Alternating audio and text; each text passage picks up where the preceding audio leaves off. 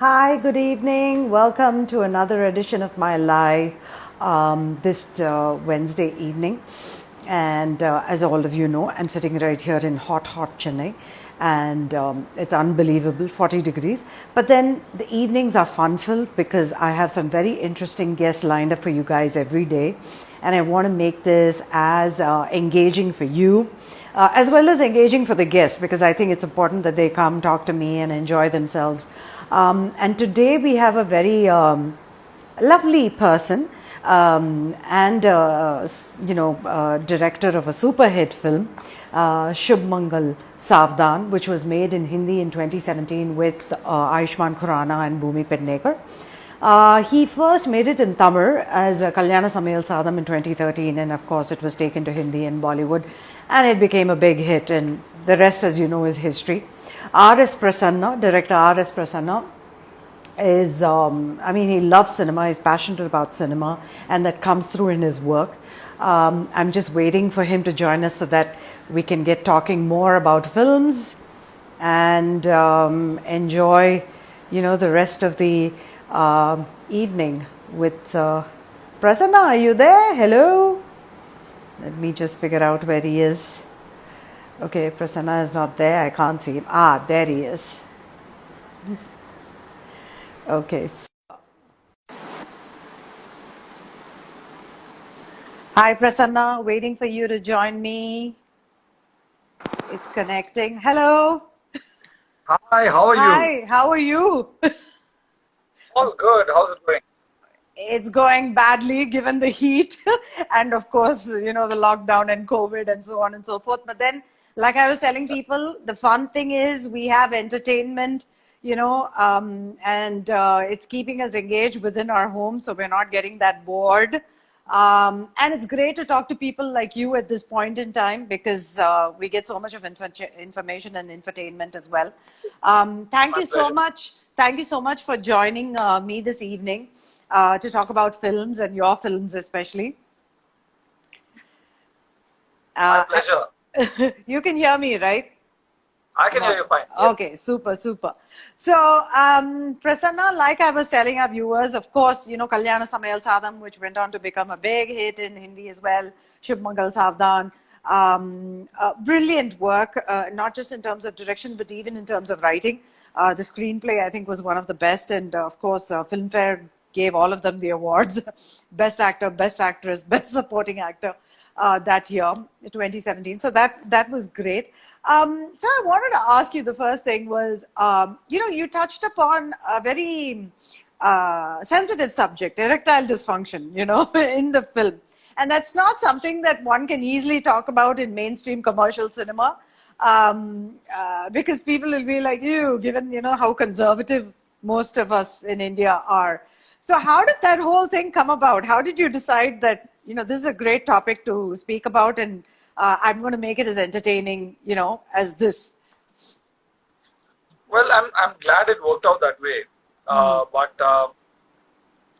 I think my very interest was because it was very controversial in its first place. Because if I said this in another panel also that if you have all the money in the world and if you're Rajamouli, you're doing your nth film, you can do a Bahubali, right? That's how you attract the attention of audiences. When you're starting out, when you don't have too many backers, it's your first film. I think the idea is something that can travel fast. So I needed a big idea. So there cannot be any other bigger idea than this small little one, pun intended. Okay. But did you always want to take it to Hindi after you did Kalyana Samayal Sadam? Were you sure that, yes, I want this to be remade in Bollywood? I don't want to work on another Tamil film. What was that thought process at that time? Yes, certainly. The first part of your question is a straight yes. We were all discussing of a Hindi remake. Our film was distributed by C.V. Kumar and Abhi. So C.V. Kumar had already sold a couple of his scripts to Bollywood. So there was already that traction happening in Bollywood. People were very curious about the film. So that was definitely there in our minds that we'll want to remake the film. In fact, there was a screening here with a big studio and stuff like that. But I think I seriously started taking it up once, credit to my heroine Lekha. So Lekha Washington was the one who said that, hey, why don't you organize a screening in Bombay? So then I borrowed money from my father. I remember it was $50,000 to rent out PVR theatre. And I remember asking my father this question that I didn't have much money, so I had to borrow it from him. I said, I'll give it back to you. I said, is this going to be worth it?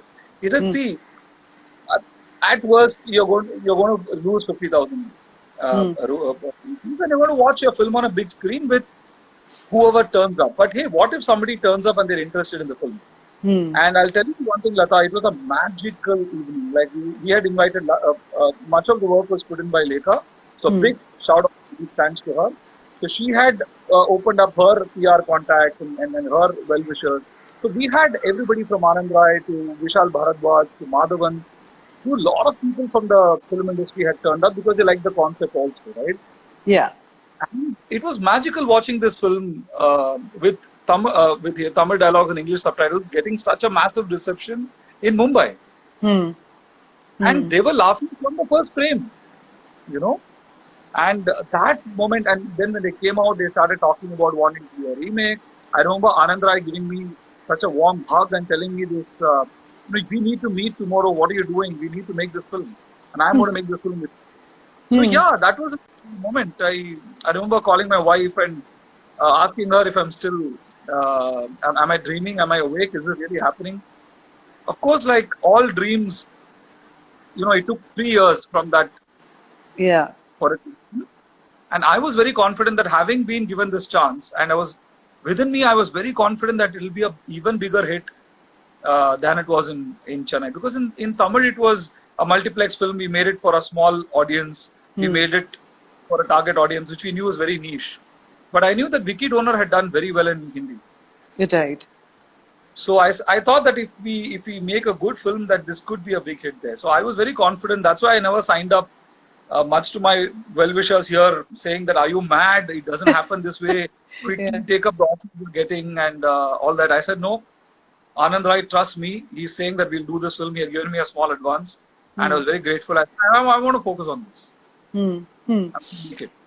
But, you know, making a film in Hindi is different, you know, from making it in Tamil, obviously. And then you've adapted it. You've essentially not remade it. It's an adaptation, though the storyline is the same.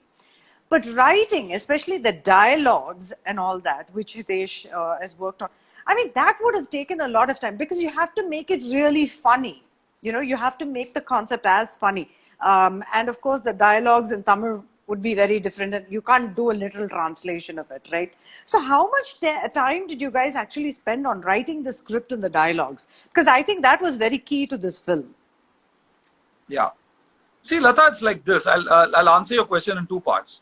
One was finding the right writer. That took us almost 1.5 years to 2 years.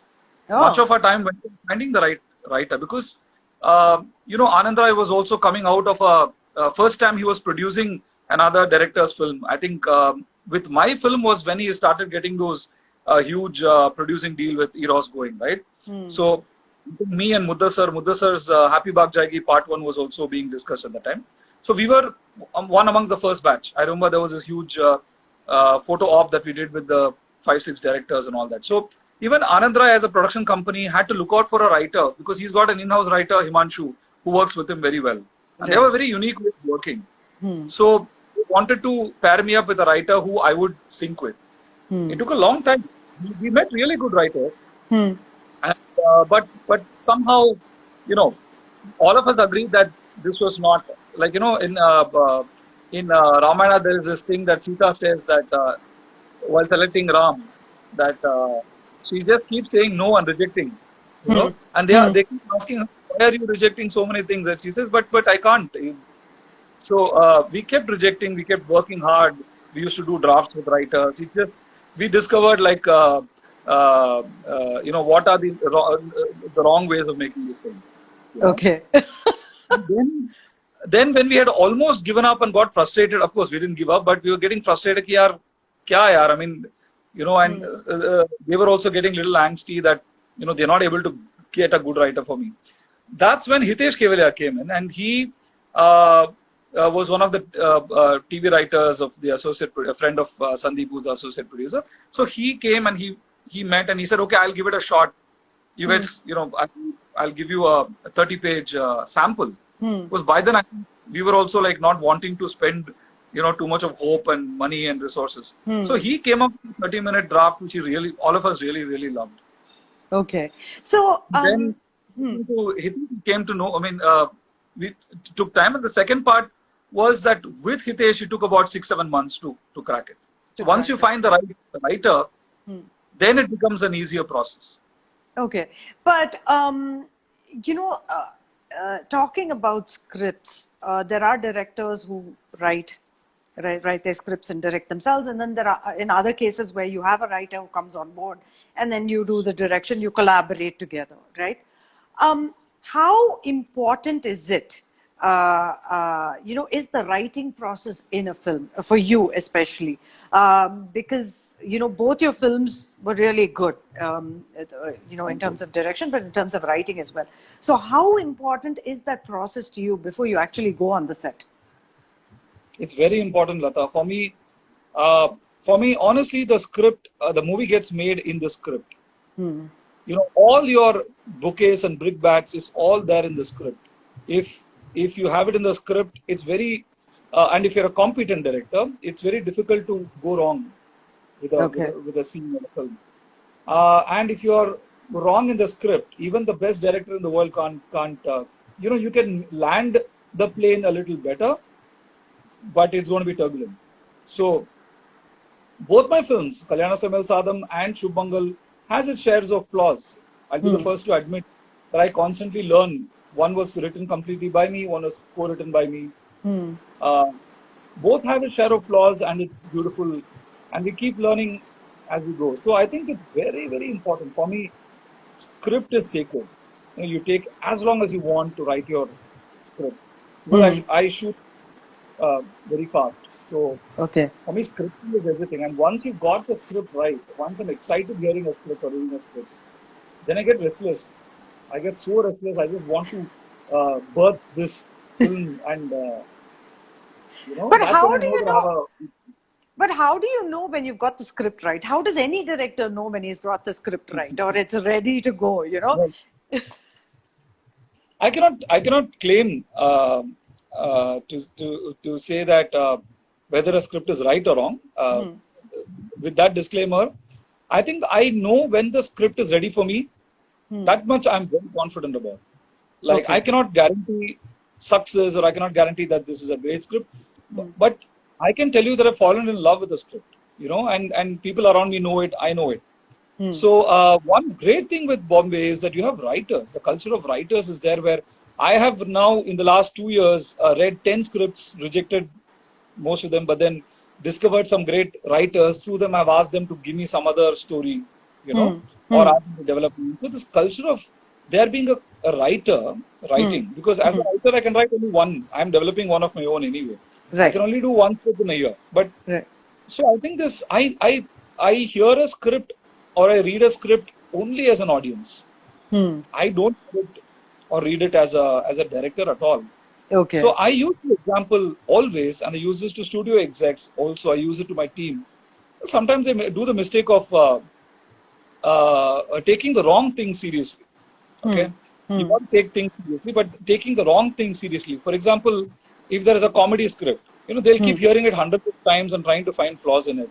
And by the time they do 100 times, they don't laugh anymore. So they're scared. Right. So I say that hear a script the first time and remember that. What was your reaction to the first time? Because that's what the audience is going to react to, more or less. So I always give the analogy of a stand-up comedy joke. You hear a stand-up comedian, you either laugh or you don't. The joke lands or it lands. Uske baad you can analyze it, but whatever, either it has to work. You have to laugh. Right. So I know when I hear a script, I don't claim to know whether it's a right script or wrong script or a successful script. But I can tell you, I love it or I don't. I'm laughing, and most often I have been, it's very funny. Some of the Hindi words I don't know myself. Okay. So I will sometimes assume, and then I'll have to check and ask them that is this? Can you just repeat that line again? I mean, it's damn funny, but I want to know if I'm laughing for the right reasons. Right. Right. And for some words which are like Shuddh Hindi or very UP Hindi or something.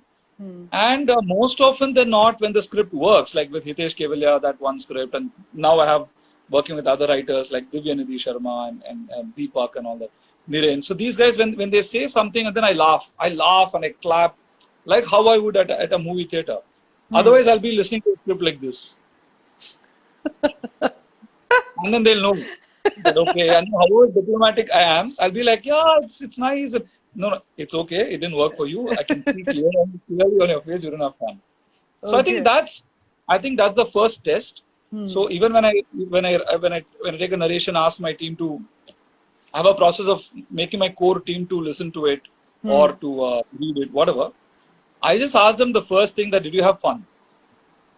Right. That doesn't work for you overall. Then you tell me blue can be orange, apple can be whatever, strawberry. Those are all details. Right. If the film is not working, how does it matter? So it has to be love at first. Okay. So since 2017, what have you been up to in terms of, your next film? Because there was an announcement about your next film. So what's been happening about that? Well, we've been developing it. One thing that a lot of people around me in Tamil Nadu, I've had to kind of, I found it very amusing is that the notion of a development process is not known to most people here. Right. They assume that if a director is not working on set with somebody, then nothing is happening in his life. That's true. Yeah, that's true. Which is not true. So I remember telling some relative who was asking me, what are you doing? What are you doing? And I said, yeah, we're developing something. Yeah. He said, but developing, you basically wanted to know if I had money. I said, yeah, they give me money. In Bombay, they actually pay writers, they pay directors to develop scripts. Right. And then they were like, oh, story discussion, huh? I said, yes. So yeah, that's a lovely process where we, like for example, with right now we're developing 2-3 scripts. Then once I'm happy with it, my producer also agrees it's exciting, then we'll cast it. So honestly speaking, what was I doing the last 2 years? 1 year you can minus it because I was just, I had written something of my own, so I was developing that. Okay. And that's again a very, very story, very close to my heart.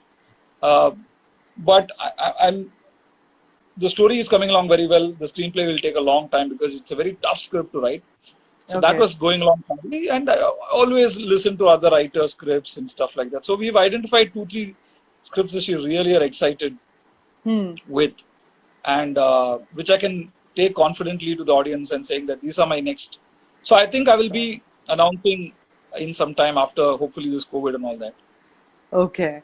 So, but yeah, I've been developing stuff. 1 year, of course, first 1 year I was just digesting this whole success of Shubh Mangal. Took me some time to just be with my family.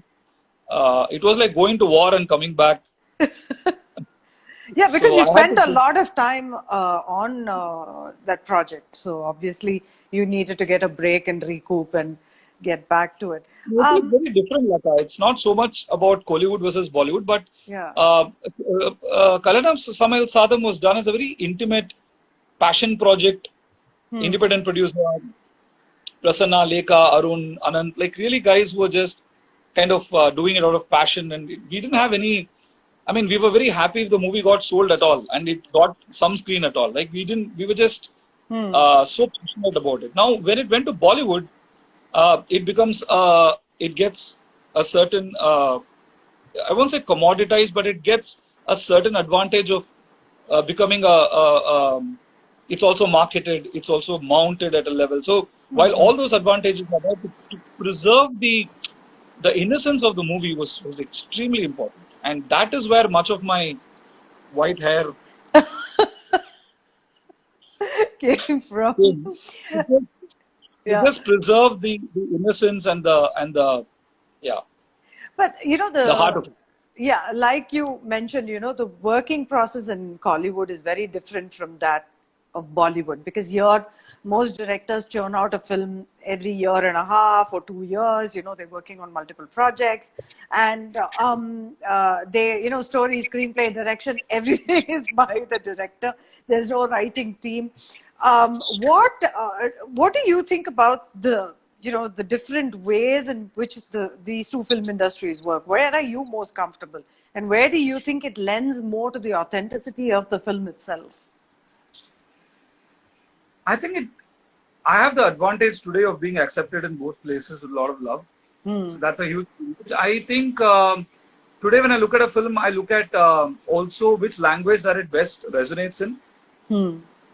Let's say I have a story which I feel is slightly more on the, I'll get a feel like this is more a Hindi film than a Tamil film. By Okay. which I mean, and this is just my feel of it, like if I'm doing a movie like Piku or a movie very new, that what will get labeled as a class C film or a film, what do you call it? A A-lister. center film. A center. No, Okay. A center. Center. Yeah. Okay. சொல்றது வந்துட்டு it's true. It's certain rhythm in narration, you know. So அதெல்லாம் வந்துட்டு then I automatically think that it'll do much better in Hindi. It'll have much more of a content there. Let's say if I'm doing a film which has got a slightly more heroic template of narration, I would certainly do it in Tamil or Telugu because that's the kind of thing. And so I think it's got more than the language. I think each language represents a certain storytelling rhythm and a certain story consumption pattern. And I love both. So I'm a huge fan of this and a huge fan of that. So both have its pluses and minuses. But right now you're working on the Hindi project, right? You're not doing a Tamil. Yeah, I'm committed to working on a Hindi film. So I want to do, this 2-3 scripts we are discussing there are extremely exciting for me. Okay. And also, it's after Shubh Mangal, I got a lot of love to a lot of producers, a lot of actors reaching to me saying that, hey, we'd like to work with you. So just engaging with that in a very focused manner. Right. And as far as Tamil is concerned, I want to do something in the digital space. In the web series space. I want to do something in the web series, maybe web original film. I think that space is getting very exciting. So Yeah. just nothing concrete. I've been very just having conversations with the platforms, understanding the medium. But I Right. think we're going to rock in the web space, man. I mean, Chennai, Tamil Nadu, Malayalam, these two languages kick ass in the digital space because we have such amazing storytellers. Right. And when and even original films and all that, they're all about storytelling. Yeah. Yeah. So I'm super excited. I've met a lot of people also in Tamil who are excited about it. So I think I'd like to test the digital medium. Of course, in Hindi also we're having conversations, but I thought in Tamil, my voice resonates with, what may still be called a multiplex audience. Okay. And Okay. am I apologetic about it, nor am I, proud of it or whatever. That's just me. Right. And wherever my voice resonates, my heart will go there. So I think I'm really excited about the digital medium, Right now. The Yeah. Narmadesam and Ramani versus Ramanis that we had. I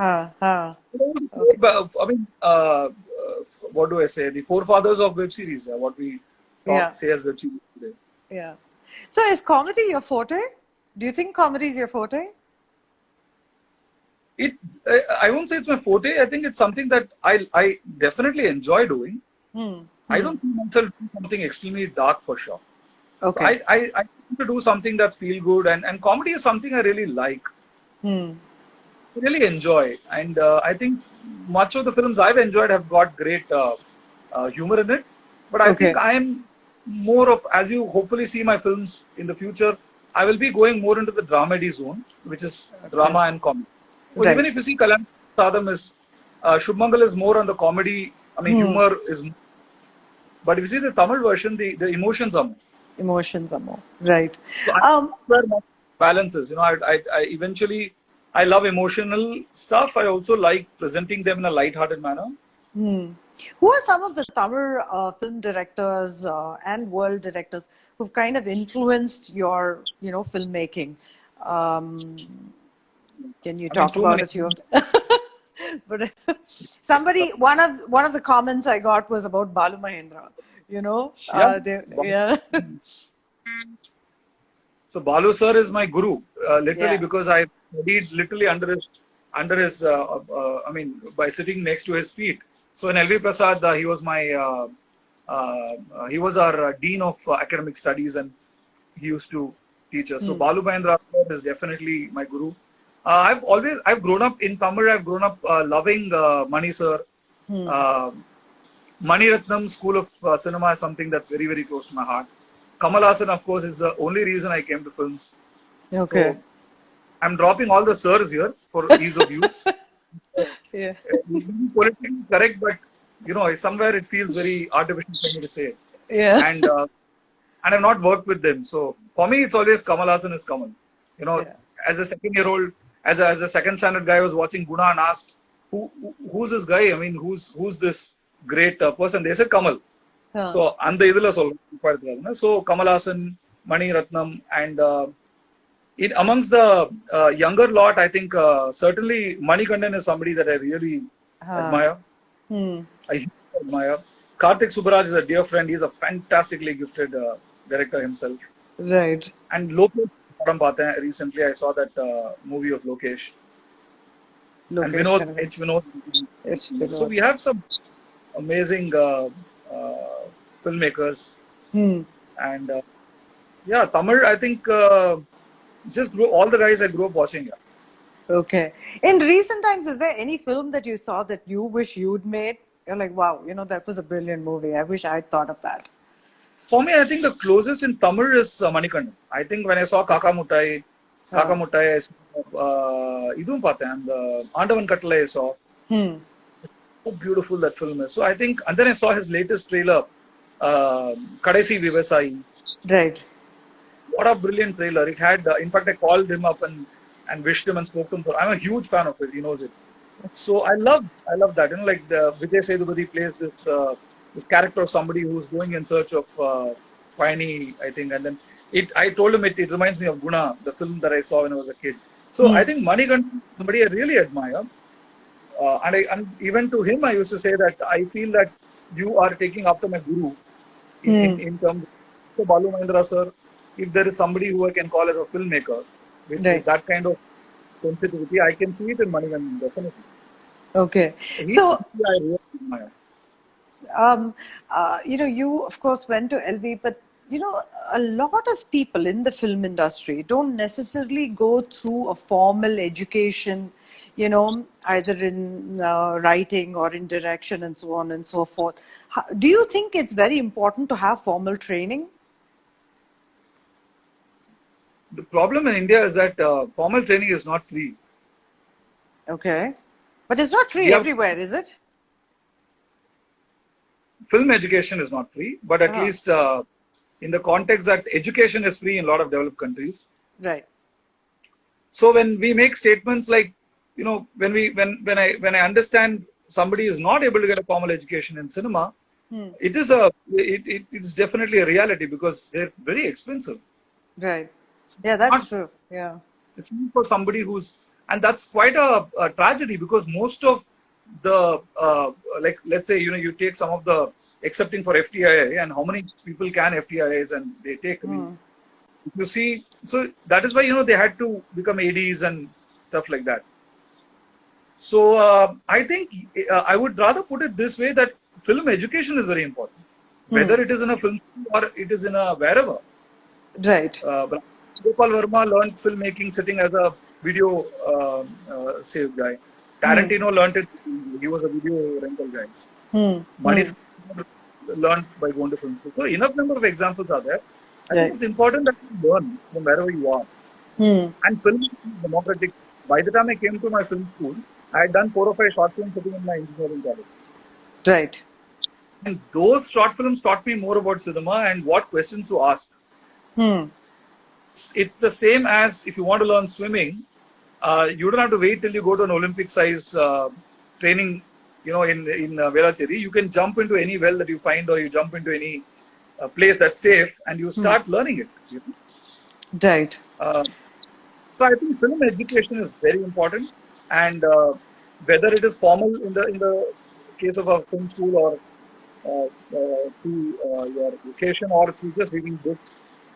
I think education is important and it's lifelong. You keep learning. That's true.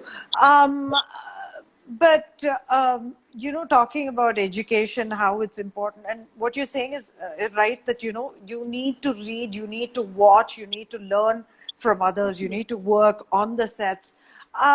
But what's happening now is that people make a film, and then if it's successful, then they immediately think, "Oh, I'm a fantastic writer or director." That Even if becomes it's a not, huh? even if it's not successful. Yeah. So that again becomes a big problem, isn't it? Because you cannot let it go to your head. I mean, it's not as simple as that, because one movie does not make your Yeah, career. Because like they ab- keep saying, the audience will forget that Friday. I mean, it's over, it's done. The movie is. absolutely. I agree. I think what we need, and it's some interesting something. I was talking about this to someone else also, that I was very lucky to have people around me who gave me value education right up. Like I come from Chinmaya school where my teachers, I'm very eternally grateful to. They focused more on values, more on leadership, on being a good person rather than marks or Right. all that. So, and I think I was blessed to have mentors that came my way. Like there's a gentleman, Rajiv Chaudhary, who's part of my family, who I keep going to for advice. And I think I have a strong family. My parents, my wife, my in-laws, all of these guys. My brother-in-law who's sitting in Canada. I mean, these are all guys my friends, I turn to for advice all the time. And in fact, they are waiting with a stick to hit me and to put me down, even if it's late an inch. They are there to bury me under the ground. So it forget keeping me level. I keep complaining to my wife that you put me 6 feet under the ground. You're not even keeping me on the ground. I think that's however grudgingly I accept that. My ego, for example, when I write a scene or there's a scene I hear and then I take it to my wife or my friends, and usually my friends are a little more diplomatic. They will not say that it's crap, or I mean, they'll just keep it, but I'll know that it's not working. I'll go back to the drawing board. My wife just makes a face. She'll be like, so it irritates me a lot. And I'll be like, I put in so much effort. It doesn't matter. It just doesn't work. And then we get into arguments. But she will give up. She will put her foot down and say that it just doesn't work. It takes me 2 minutes to compose myself. So basically to pick up the pieces of my fragile ego off the ground and assemble them put it back in, and then say she's right. Go back to the drawing board, and next day come and give the scene, and then she loves it, and then now you're happy. So I think it is so important to have that circle around you who will tell you on your face that scene is crap. It didn't work. Because I think being an engineer, I've seen too many projects. See, when you're building a bridge can still fall. Whoever builds it, right? A doctor can still perform. However much a big doctor you are, if you cut the wrong nerve that day, you're killing the patient. But I find this possibly, I'm saying something controversial here, but I hang out with scientists and more people from the science stream, and not that I don't have journo friends or arts friends, but forgive me a little bit for tom-tomming the engineers here. But engineering definitely gives me that thing of experimentation, failing, prototyping. Don't take it personally. By which I don't mean that I'm a saint. I feel terrible. I want to be angry. But I have seen, Lata, I have seen people fail in front of my eyes just because of their egos. See them all around me. I mean, it's amazing. That's why I've also taken 2 years to. Yes, I'm working on my script, but largely it is to understand my voice, understand myself. I stay away from Bombay. I stay in Chennai. Yeah. Not get into that trap of I don't have ADs on my payroll until there's a film, and I don't walk around with 5 ADs. I get very scared of that. I get scared of that. To fall into that. Yeah. So in fact, sometimes it's very important. I've seen people fail miserably simply because they don't know they're making a shitty film. But so your wife is your first sounding board, is it? my first sounding board, my first beating board. She, Okay. and here's the thing, right? So here's the thing. What I say to my friends and to myself is that we are all going to make shitty films. We're all going to make bad films at some point. If you're lucky enough to exist that long, you will make a bad film. You will have a bad day. That's not the barometer, right? The barometer is, I should know that I made a bad film. I should know Yeah. that I made a bad shot. Yeah. I should know that it's absolutely fine. Don't defend it. I hate it when people do that. And I guard myself from doing that. I'll tell you a little anecdote, which I've not shared anywhere till now. I was Okay. on the show called Gateway to Hollywood. Not many people saw it. Okay. Okay. Thankfully, way back in I think 2007 or something, it came in Sony TV something. Okay. Ashok Amritraj, it was like that on the lot with Spielberg. So there was Anurag Basu was the judge and Rajat Kapoor and all that. So I went. Balaji Mohan went. Balaji Mohan was one of my like Nala Ekunar basically. Okay. So Annamari Okay. before so Balaji was there. Bijoy Nambiar won the competition. So we Okay. made great friendships. But Adela, I'll tell you one very interesting thing which happened. On the fourth round or something, I was kicked out because I made a terrible film. I made films which were not great, and we had to go to Bombay. We had to make films on the spot. We were paired up. Too many things were going wrong. So I was put in this elimination round, and da-da-da-da-dang, you're on the hot seat, and two groups and two teams you have decided to kick out today. So you defend yourself. Why should you not be kicked out? Then it came to me. Why should you be given a chance? I said, I told Ashok Amrita, I said, sir, I don't know whether I should be kicked out or not. That's your thing. But he said, no, but defend your film. I mean, your film was. I said, no, I can't defend my film. It's a crappy film. That's me. And that got a lot of controversy. So he said that you don't have it in you to be a filmmaker and all that. So I said, no. I said, I very humbly believe that a filmmaker should know when he makes a bad film. Right. That's let's go for a retake. Yeah. Yeah. So I just hope that that I'm not yapping too much, but you need to keep these people around you, who keep hitting you, because as filmmakers we tend to float too much. Okay. Okay. So good to use these people to. We are too narcissistic and too egoistic, So as filmmakers, because otherwise you can't create. You can't create art without being. Yeah, but I think there's a fine line, how much of it you can really kind of take. So the trust comes in. That's where the trust comes in, who you let into that inner circle and who you are vulnerable to. Right. Absolutely. You Yeah. obviously take a story to 10 people. The 4-5 people at least you should have who know you for a long time and will tell you on your face when it's working, when it's not, and who are hopefully not from the film industry. Who don't have any conflict of interest or vested interest in, say, acting in your film or being your AD. Yeah. So coming to young writers today, young filmmakers, when they are writing a script, what are some of the tips you would give, based on your experience? I have a very limited experience, but as an audience, I'll tell you, when I read a script or when I hear a narration, in Bombay only I read a lot of scripts. I think a good writer and a bad writer is the way I look at it. I'm including myself in this. Is that you get you get too many scripts which are so smart alec. Which are sorry?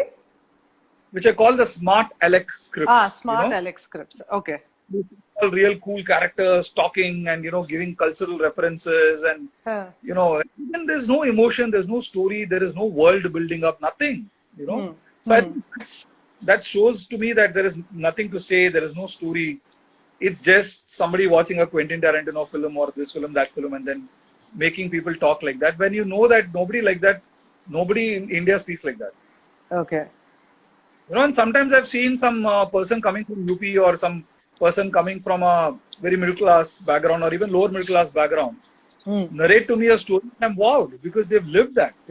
They know storytelling. So I think sometimes most of these, when a lot of people I mentor also, they go more for the gimmicks and more for that coolness So I tell them just pull it out. Just tell your story. Who are your simple basics like who are your characters? What is the world they inhabit? What do they want? What is it that you're trying to say? And above all, why should I care for this to hear you? Like, do I connect with your character at all? So quite often you find that first draft or first time writers or even experienced writers in the first draft, I find that experienced writers, good writers, they tackle these issues first. Like the central character, the world, what are the themes, what are we trying to see with this film? We spend a lot of time on these things. But then the plot and वो आ जाएगा, you know, my writer says वो आ जाएंगे, they'll come sir, you know. I want to know, so the more the higher level things, you know, Right. which are actually the only things audience cares about. Like, you know, how many things here? I mean, how many people have said, oh, Bahubali, VFX, and this thing. I mean, who cares? Yeah? I mean, I'm watching from the first film of Bahubali, I'm whistling and clapping, and you know. And then there were a lot of people who say Bahubali, that you know, that thing, that VFX. Hey, who cares? I didn't see. I mean, I'm seeing the best movie ever made in India. That's it. So I think audience, what they want is a great story. Not Okay. how you shoot it, how you play it, and how as a director you're showing off. This is something Balu sir always used to grill in us. He says, don't show. He used to say, don't show off. So whenever a director kept an unnecessary shot and all, no, he used to stop the film and say, don't show off. So, Nangala, we have people from that, you know, Okay. parampara. You know, Balu Mahindra was, of course, a brilliant director as well. Now, if those are the tips for writers, what would you say to directors, first-time directors? You know, what should they? Hey, what does a director do? Nobody knows, yaar. A lot of people don't know what he does. Seriously. You've directed Like, two films.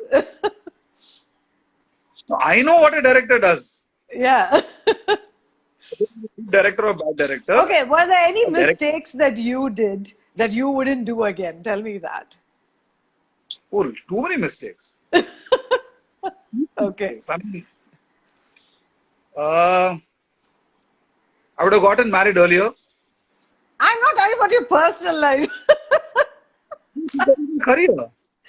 This is absolutely about my career. Oh, really? I would have got my wife working on my feedback way earlier.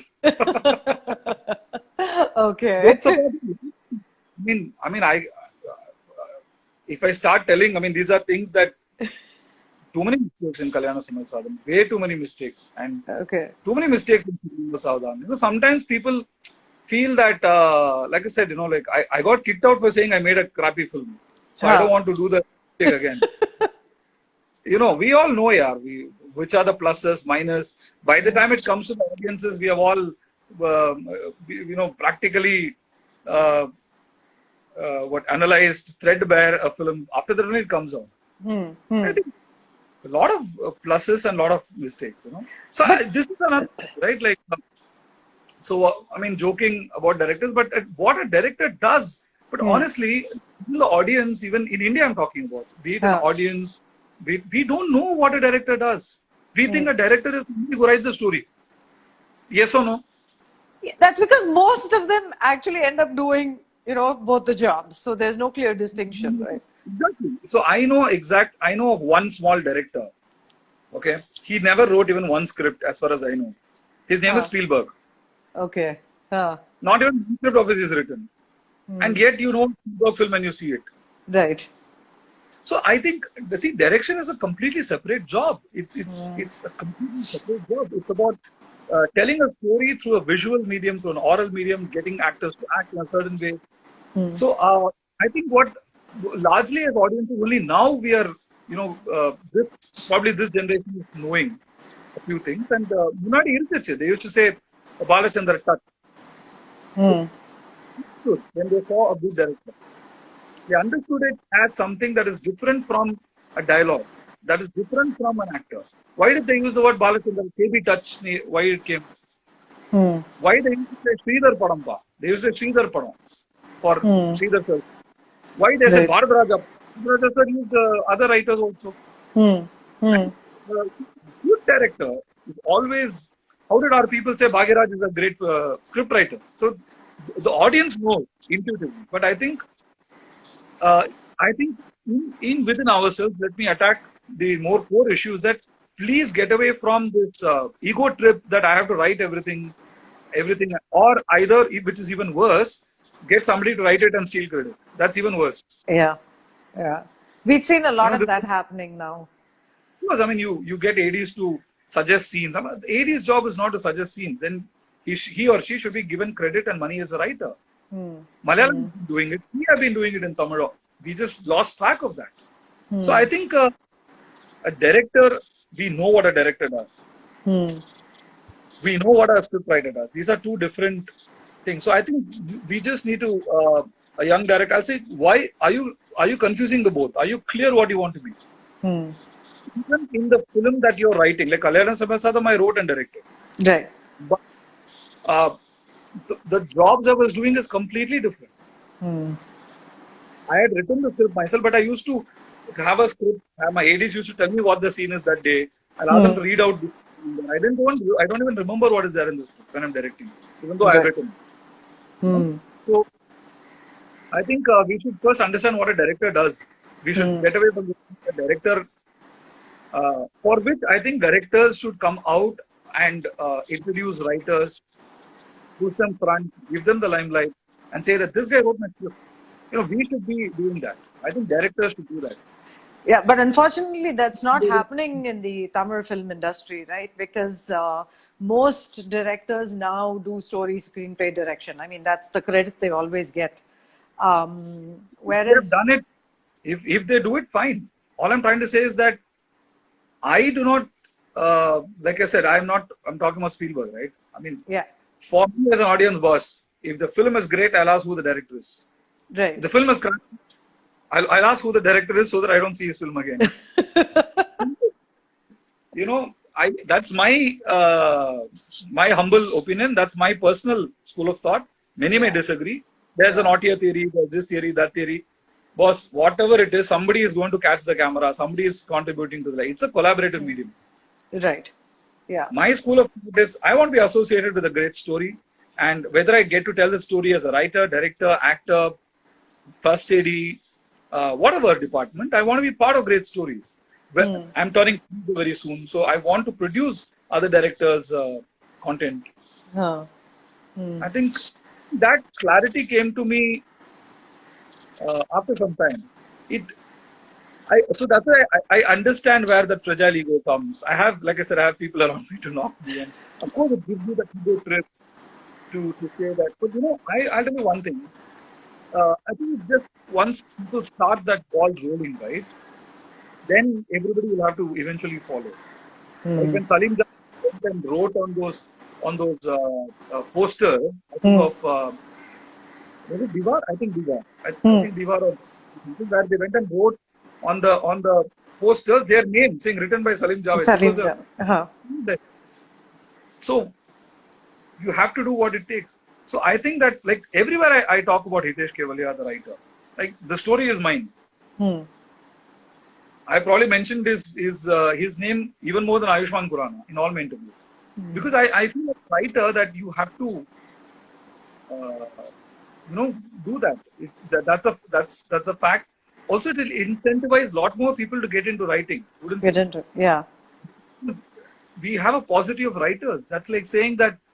It's like saying that all the oxygen in the world is going to go out, and here we are sitting and for me it is as a disaster. Tell me something. Unless we bring in new writers, unless they start making films, they will also get better as writers, right? I mean, who's going to write the web series and films and all that? And I think we'll also get better content. Because, somebody who's clearly dedicated to writing, I think the quality of the content that comes out will be far better than somebody who's under pressure to do everything themselves, how many people are scrambling now for writers because of web series in Tamil Nadu right now? Yeah. Like, those who have writers, they're all going to make those great web series. Those who don't have writers will suddenly look around and say overnight, like what? Devar Bangla சொல்ற மாதிரி, you know, he says, that you can't plant a tree and have the fruit then and there. Yeah, it has to. But Okay. trees and all, no, now there's a requirement, a business reason for producers, directors to have a writer's room. That's Okay. good. Yeah, That's only good. Bula only brings a change. Super. So, what are you looking forward to doing first thing, once this lockdown is over and the situation eases hopefully into normal? What is the first thing you're looking forward to doing? Well, the first thing is to meet my team, which I've been wanting to do for a long time. We've been having too many Zoom sessions and Zoom sessions, yeah. Yeah. just that work front, go to just meet them and in person. Secondly, just travel. Yeah, I mean, we are as a family, we travel a lot. Okay. That's something that we are really looking forward to. We already have our list of options. That's how we are seeing through. When we are bored, we sit and plan which are the places we need to go. Okay. I think as soon as things become normal, we'll be booking tickets to some place.